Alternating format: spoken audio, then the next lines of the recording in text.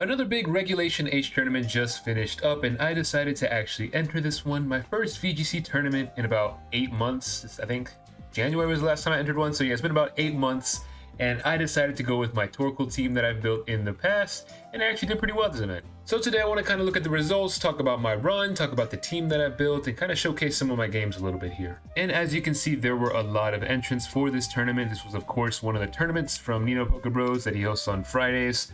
This one had, I believe, 115 entrants, so over 100 players for sure.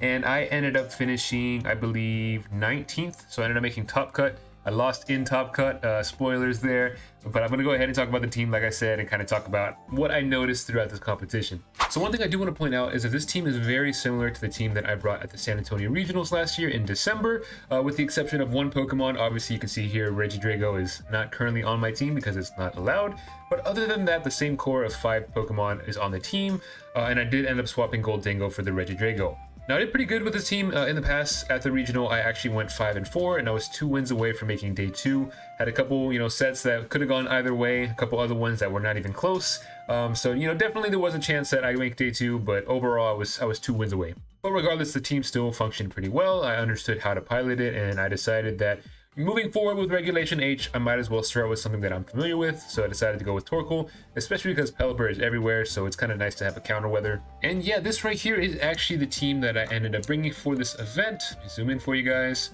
So as you can see here, we do have the combo of Torkoal and Hisuian Lilligant.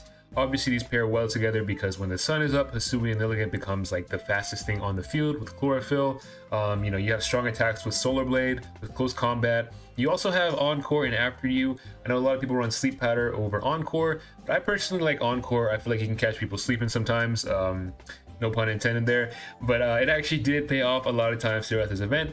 Somebody would go for Fake Out, I would switch in Indeedee. I would go for Encore, they'd be locked into Fake Out, and it kind of forces them to switch out. So there's a lot of times you can catch people slipping with Encore. Sleep Powder is obviously good too, but I just hate relying on inaccurate moves. So I decided to go with something like Encore that I know for sure is going to work. Next to that, obviously, I have the Torkoal. Pretty standard set here. I could see myself getting rid of Earth Power. I feel like it wasn't really a strong move. When I would go for it on like an Incineroar, for example, it just didn't do that much. So I could swap that out for like a Heat Wave, a Flamethrower, or even maybe a Weather Ball. Those are all options that I thought of. So those are kind of like the two, the two things that make this like kind of a Sun team, I guess, Next to that, we do, of course, have the classic Psy Spam with Indeedee and Armarouge. Indeedee, pretty simple set here. I did go with the Terra Fairy with the Dazzling Gleam instead of running Psychic. I know some people run Psychic instead. I also had the Rocky Helmet, which, paid off a lot throughout this event. A lot of times just getting hit by physical moves, do that extra little damage. It was honestly really helpful a lot of times. And especially in a format where like there's Mouse Hold, there's like Annihilate, for example. If they go for like a Population Bomb, you go for Follow Me, or you get the correct switch in. You can really just do a lot of damage with Rocky Helmet. And then Armarouge, pretty standard set there as well. Went with a Terra Grass, of course, because that's very annoying to deal with when you have Flash Fire. And then I was running Armor Cannon, Expanding Force, Wide Guard, and Trick Room. Wide Guard, obviously very good right now with, Hurricane out there, with Hyper Voice out there, with Snarl out there is a really good move to have right here. Expanding Force, obviously very strong, with or without Indeedee. I actually picked up some clutch KOs without the Indeedee Psychic Terrain up, so overall very strong move. And then of course Armor Cannon is nice, and especially when you have the sun up. After that, we do have the Ursaluna, and this is one that on my original team I considered cutting, and I kind of feel the same way here a little bit. This is kind of very situational. I find myself like not bringing Ursaluna a lot, but when I do bring it, a lot of times it actually is very clutch. I definitely clutch out some games with Facade. Earthquake is a move that I think I would replace with Headlong Rush, and then Bulk Up, maybe replace that for like a Swords Dance. But other than that, it's pretty clutch when you can get it going. But you definitely do have to kind of set up for it, which is unfortunate sometimes. But once you get Trick 'em up, you got Torkoal, you got Ursaluna, you're doing crazy damage. And after that, the last member on the team, of course, is the Goldingo. My thought process here was, Regidrago was actually the MVP of my team, I would say, back on the San Antonio regional team. Just because, having a Choice Scarf Pokemon that just hits so hard and with a spread move is very, very nice. And so I was kind of like thinking of, what Pokemon can I add that's like kind of similar to that. And so for now, I decided to add Goldingo. Choice Scarf, Make It Rain. It's going to outspeed most things except for like Dragapult or anything else that's Choice Scarfed. So overall, In theory, it was pretty good. It did, you know, come in clutch sometimes, but I think I would probably replace it. Like went against a lot of teams where steel was like resisted, like a lot of people are preparing for Goldango, so there were a lot of times where, you know, if I did decide to lead with Goldango, I just wouldn't be able to hit their Pokemon hard enough, so it kind of was just there sometimes. So this is one that I could see myself switching up, but in theory it made sense. You know, fast, does a lot of damage, I can lead with it, I can lead it next to Indeedee. I can even go for Trick and trick a Choice Scarf onto something, set up Trick Room, and then do the slowest thing on the field. So I had that idea in my head. It kind of paid off sometimes, but overall, I'd probably like pick something else for the team. Yeah, that's kind of the overview of the team. Overall, you know, most of the time I was bringing Torkoal, Armarouge, Hisuian Elegance, and then Indeedee. Goldango and Ursaluna were definitely situational at times. But that core of 4 Pokemon right there is honestly very solid, and I will have the team pasted below, so if you want to test it out on Showdown, feel free to go ahead and do that. But yeah, that's essentially the team that I used for this tournament, and like I said, I did finish 19th, so let's go ahead and go through some of the matches here. So overall, going into this event, I expected a lot of Pelipper. When you look at it, kind of want to see here. Yeah, when you look at the metagame here, and Pelipper was like the 4th most played Pokemon, so it kind of just makes sense. Obviously rain is, you know, the opposite of sun, and so I kind of figured by bringing a sun team, I kind of have an option to shut down the weather, and not only shut down the weather but really weaken the other team. You bring up a Pokemon like Torkoal, for example, and if they lead Pelipper, you lead Torkoal, you're going to get the sun up over them because whatever the faster Pokemon is, their weather's going to set first. So in that situation, Torkoal will obviously take priority there. So that was kind of my thought process here, and also because this is the only team I had built in my game because I've used it in the past. But yeah, that's kind of what I was thinking going into this event. And round 1, we actually did face a Pelipper Rain team. Now overall, when I saw this team list here, I knew, okay, like it's going to come down to who makes the better plays here, because I have Sun, they have Rain, I have Psychic Terrain, they have Grassy Terrain. So there's kind of this terrain weather war, which happened multiple times throughout this bracket here. And that's exactly how game 1 started out. It was just kind of a battle between terrains, between the weather, who could set up what. And I will say in game 1 of this round right here, one of the biggest struggles for me personally was the Terra Fire Rillaboom. I don't know why, but like when I started out, I wasn't paying attention to like the Terra types that they had on their Pokemon. So that kind of caught me off guard a little bit, and I felt like I didn't really have a good way to deal with it. The Goldango was also very clutch in doing just a lot of damage. You know, it has Nasty Plot, it has Make It Rain, Shadow Ball, obviously, so it, you know, has the potential to get set up, which is very scary. Really, a lot of the Pokemon on this team have that potential to get set up. And so overall, I just was not able to take game 1. I took the L right there, but I knew that I had the chance to bounce back. And in game 2, I decided to bring the Goldango, which actually clutched it up a lot for me by basically surviving a lot of plays. It was, I guess, just bulky enough to survive certain plays there, and it ended up clutching it out for me. And also the Torkoal was just like very clutch that game in general. I just managed the sun a lot better. I was kind of able to get rid of that Pelipper and kind of get rid of the rain. And so like I said, in this specific matchup, it was kind of like whoever could control the weather is going to basically win the game. Game 3, on the other hand, was not very close at all. In my opinion, I kind of just lost it on turn 1. I went for the sun boosted armor cannon, which did not get the knockout, and because of that, I kind of just lost after that. I was almost kind of able to bring it back because my Armarouge ended up surviving an attack with 1 HP, but then later on, their Goldango basically survived with like 10 HP, and that won them the game. In order for me to win the game, I would have had to knock out that Goldango, and it survived, so I ended up losing. So overall, my round 1 was like very close in general, but I ended up taking the L, and I knew that I had to win 5 rounds out of the next 6 rounds. For round 2, we ended up going against this team right here, and right away I knew Grimmsnarl was going to be kind of a problem by setting up screens. That's always very annoying to deal with.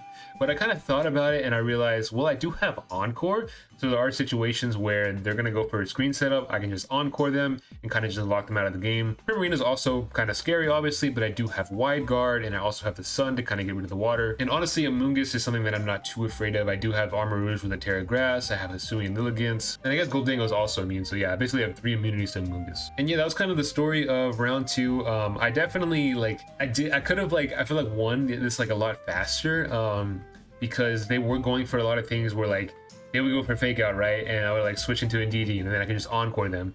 And so after like the second or third time that happened, I kept thinking, okay, now they're gonna learn, they're not gonna go for that same mistake. But then they would go for that same thing and I wouldn't encore them, and that would end up like making me fall behind basically. So I feel like had I just trusted my gut and just thought, hey, they're just gonna fall for it every time, then I would have just won a lot sooner. But either way, managed to clutch out this round and moved on to round 3 at 1-1. Round 3 was another rain team to deal with. This one has Basque Legion, of course, the Archaludon, the Pelipper.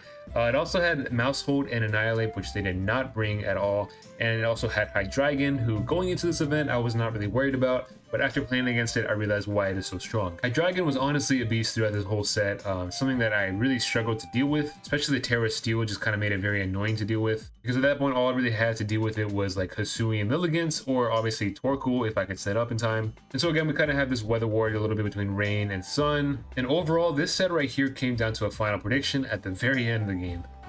I'm a madman, as they say. You gotta roll the dice sometimes, please.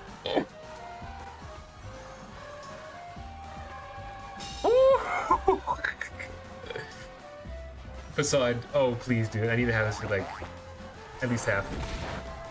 Oh, just one shot. Oh, that's insane.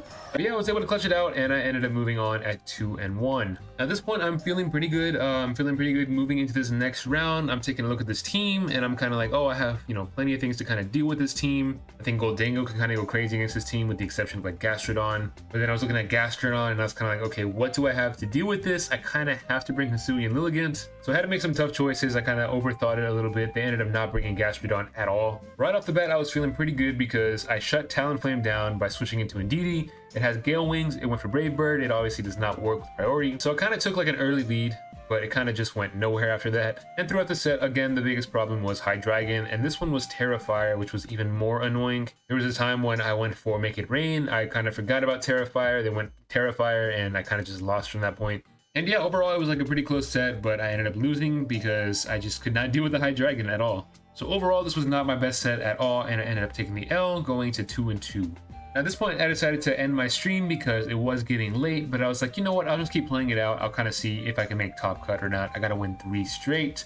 And lucky for me, this right here, round number 5, very interesting team, and they just ended up not showing up at all. So because of that, I got a free win, which meant that I only needed 2 more wins. Now, that being said, I am kind of curious about the Bastodon, but unfortunately I didn't get to see it in action. But that's okay, because in the next round I ended up playing against Messi, who brought this team right here. The Dragapult was something that was kind of scary to me because, like I said earlier, that's one of the Pokemon that just outspeeds Twiscarf Goldango anyways. And again, it was just another rain team, another team that had terrain to set up, another team with Incineroar. And even though I won game 1 pretty convincingly, game 2 was like a slugfest. Like, it literally almost went to time. We got the notification in game.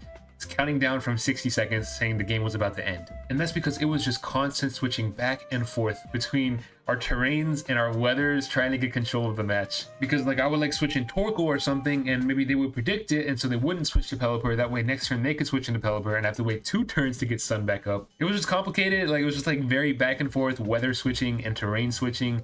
Obviously they have 2 fake out users, so like they could have one on the field, bring out another one, go for fake out, reset the terrain, go for U-turn. It was just back and forth, and I managed to clutch it out by going for a crazy read at the end, and it just paid off, and I ended up winning the set. And that meant that I had to win my last round, my winning in against a Dondozo team, the one Pokemon I was trying to avoid for the entire tournament. But there were plenty of Dondozo at this event, so I finally ran into one. And lucky for me, they decided to not bring this at all in our set. They brought no Dondozo, they brought no Tatsugiri, and I was able to clutch it out. Now, this is one of those sets where Ursaluna actually came into clutch. I was able to bring it. I went for Facade at the end of the game. Kind of came down to a read at the end of the game as well, because they did have the Goldango, and it was able to knock out both of my Pokemon, but they didn't really know what I was going to do, so I kind of mixed up my protecting strategies, and I was able to clutch it out with a double boosted Facade from Ursaluna, and I was able to move on to Top Cut. Now, that being said, in Top Cut, it was not close at all. I ran out of the gas. The Arcanine and the Dragonite were too strong for me. Going for Howl, going for just insanely powerful moves, I just was not able to deal with it. The big problem here was the fact that the Rillaboom was sitting in the back. And so because of that, there was just the ability to get rid of my Psychic Terrain and to go for extreme speed or go for fake out with Rillaboom. It was just really annoying to deal with, and I was just playing really bad, so I ended up losing. Shout outs to them, they played very well, but yeah, I was out at Top Cut. And yeah, that's basically how my run went at this event. Funny enough, first place was actually an Indeedee Armarouge team, which is very interesting because instead of going like the Sun route, they went the Sand route, and instead of bringing Ursaluna, they brought Blood Moon Ursaluna. So very interesting team right here overall. Really cool Pokemon on here, the Meowscarada, the Palmot, so very cool to see. And overall, just kind of like the top 8 right here, you see a lot of diversity with teams.